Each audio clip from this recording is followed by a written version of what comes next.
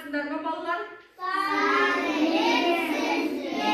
Балалар, бүгін біз қазақ тілі сабағынан оқу құралдары тақырыбын еске түсірейік.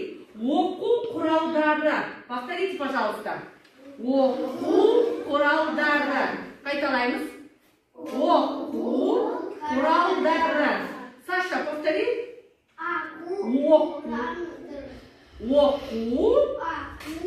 құралдары. Егор. Оқу құралдары. Оқу құралдары. Жақсы, ары қарай жұмыс жасаймыз. Енді қандай оқу құралдары? Кітап. Повторяй. Өшіргіш. Желім.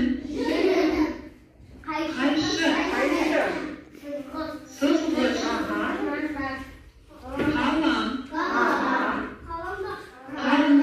Қарындаш. Давайте повторим еще раз. Қайталайық. Карандаш.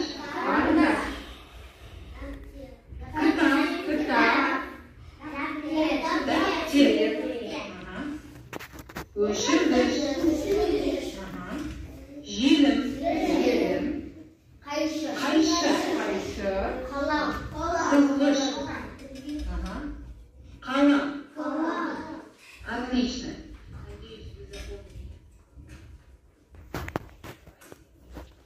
Енді балалар, біз осы ойын ойнайық, оқу құралдарымен. Сонымен біз айттық, кітап, қалам, сызғыш, желім, қайшы және сызғыш, қарындаш. Қазір біз күн дегенде көзімізді ашамыз, түн дегенде жабамыз. Жақсы ма? Күн, түн, закрывай глаза.